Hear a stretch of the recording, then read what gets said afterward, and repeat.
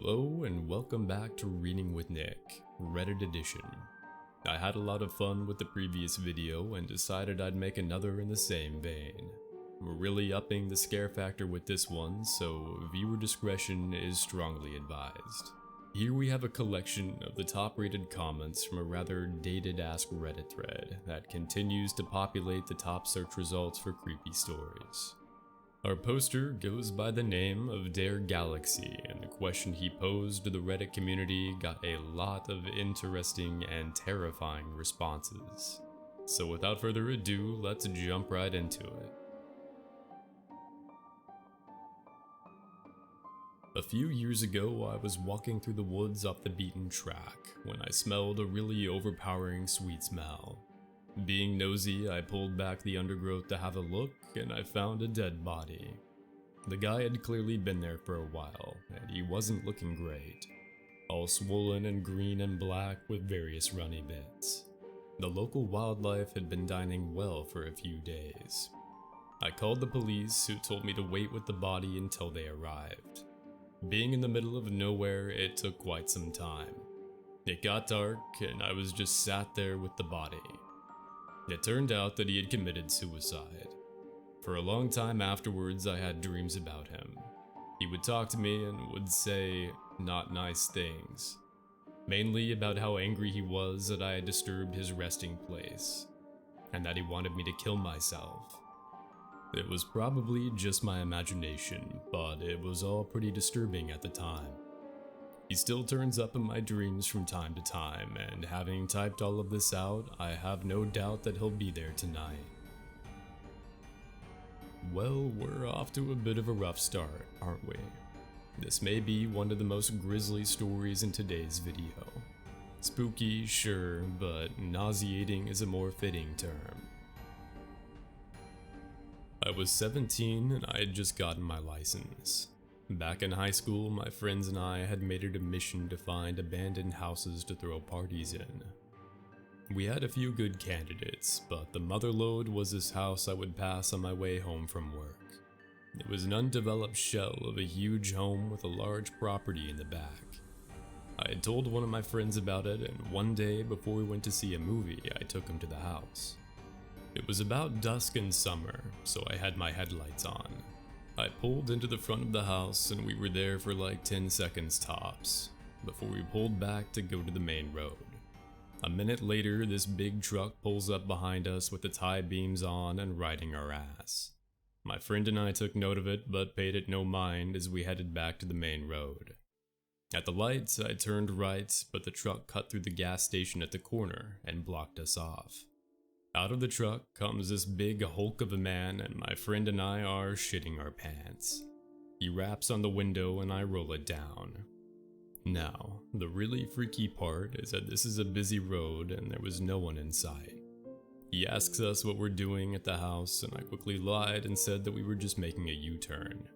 He stares at us for a few seconds, smiles, and then sends us on our way.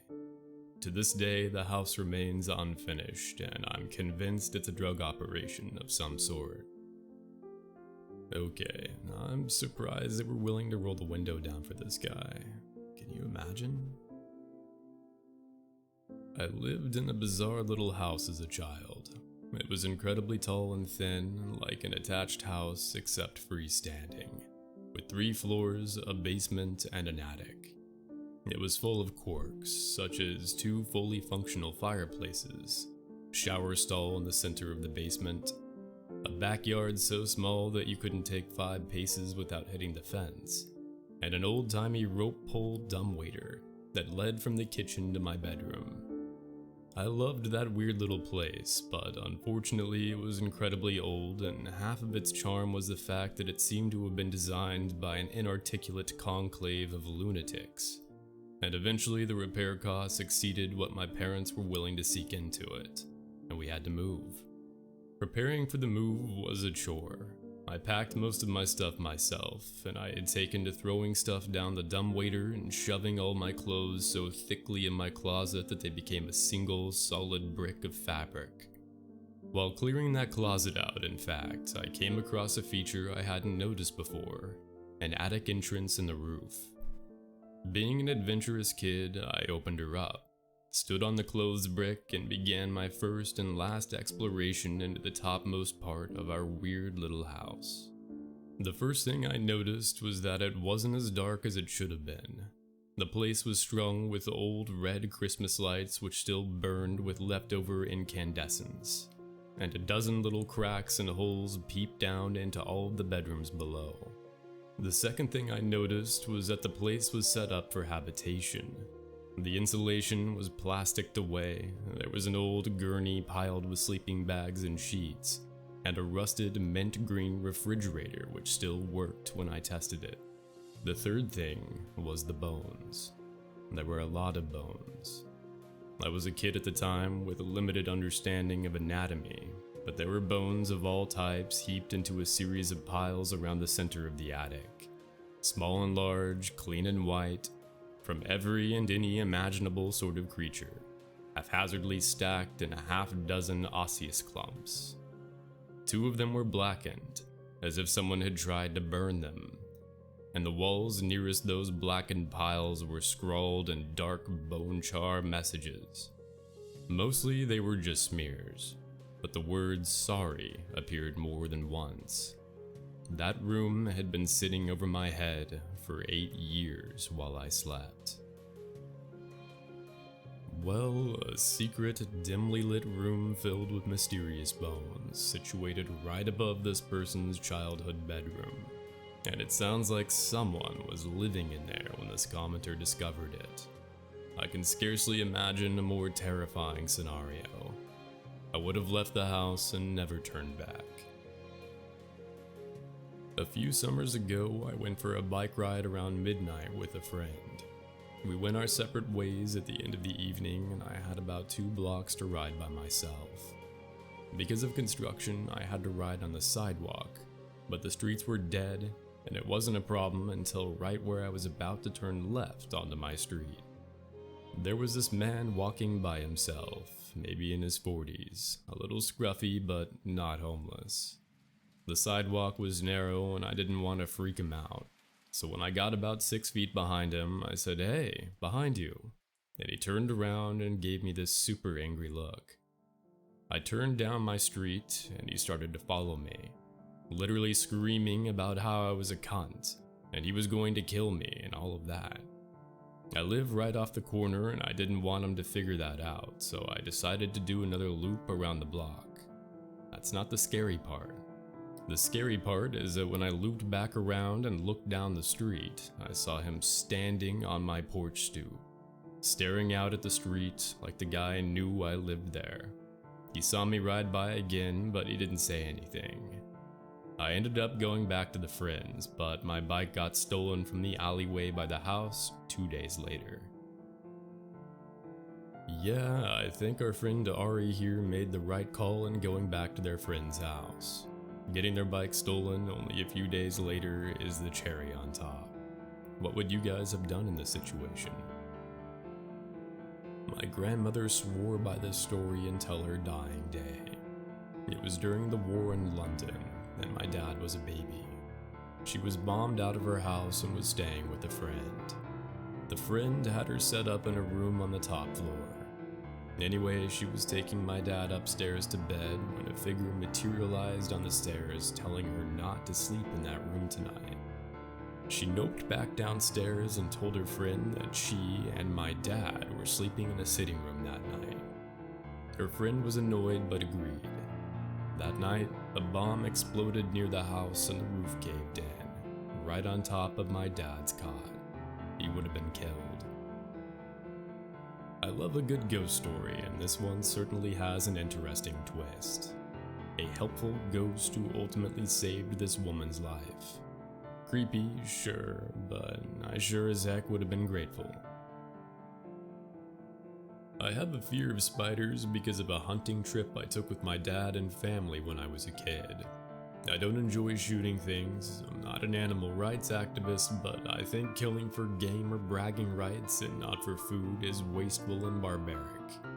I had brought my Game Boy and they stationed me at one of the ground blinds so I could use the radio to tell the others if I saw any deer headed their way. I got bored as shit and got tired of grinding in Pokemon, so I turned off my game and started rifling through my backpack to find another. As I did this, I heard a strange whooshing sound that sounded very close, but I couldn't find anything. I walked around outside the blind, and as I came around the backside, I saw that the entire wall was covered in a mass of interlinked daddy long legs. I considered running like hell, but I had no idea where the camp was. I had been driven out to the blind. My solution was to use my can of off and the lighter from my backpack to blowtorch all the spiders off. Because stupid, that's why. The plan backfired because I made the mistake of standing downwind of the spiders. The second the fire hit them, they all let go and flew at me. The entire wall of them. Flaming, flying spiders. I immediately started screaming and rolling around on the ground. I took off all of my clothes and immediately phoned my dad on the radio and told him to come get me and that we were going home. I have never sworn or cried so profusely in my life. I eventually went through therapy regarding this event, and now I just hate spiders in general and prefer not to be around them.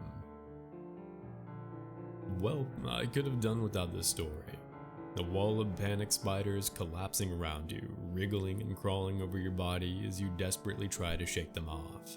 I can't really blame this person for seeking therapy. Man. I had awesome parents who let me sleep in the living room on weekend nights when I was very young, because my sister was a light sleeper and I could stay up until dawn. But of course, I always end up sleeping on the couch because Nick at Night made me tired. So one night I wake up to this prickly feeling. Like an instinct, I just bolted into a sitting position and stared out the front window. We lived in rural Georgia, so you can imagine the magnitude of trees. In perfect light, cast from the moon, I see a silhouette of someone in this tree. The family dog dashes to the window and is snarling into the glass. Terrified, I run into my parents' room and try to explain to them that there's a strange person outside. Dad grabs something defensive and darts outside with the dogs to beat the wax off the hot head. I tremble in Mama's arms until Dad comes home and says that he saw no one and to go to bed. I decide to sleep in my regular room. I fill in my sister as to what happened. Dad is making regular rounds in the house with a cup of coffee. We're all still, and I finally think I can sleep. Nope. I notice the man outside my window. From what I can see in the moonlight, he's giving me a shush signal, and then he runs away. Just turns around to run a straight line away. I swear I couldn't stop crying for what felt like hours. Yeah, I would be horrified. No amount of reassurance would help me to get sleep in that situation. I'd be under the bed wearing a football helmet and sporting a makeshift spear. When I was a child, I lived in an old Victorian house, and I would always hear laughing when I was trying to sleep. I was an only child with a single mother, and when I was about 5 or 6, I would wake up hearing laughter in the hallway in the middle of the night. After mentioning this to my mom, she swore it was probably just the TV being left on late. One night I awoke hearing the laughter in my room. I went to sit up but felt like there was someone holding my shoulders down. Invisible hands gripping onto my shoulders while I heard laughing. I screamed my little heart out. My mom ran into my room, flicking on the bedside lamp and convincing me it was just a dream until I said, "But my shoulders hurt." She lifted up my t-shirt and there were 2 adult-sized handprints on my shoulders. I honestly thought I had just imagined it and that it had never happened, but the other day I mentioned it in passing to her and she went blanket white and said, "I don't want to remember that." As someone who occasionally gets sleep paralysis, this one hit really close to home. But waking up with physical marks reinforcing your belief that the nightmare actually happened? Yeah, no. From the macabre to the delightfully terrifying, that was a crazy collection of stories. Redditors never fail to deliver. And what's more, I think I believe that most, if not all, of these stories were told in earnest. This is my second entry in the Reading Reddit series, and I'd like to thank anyone who's listening along. Have a good night, and try not to dream about the flaming wall of spiders.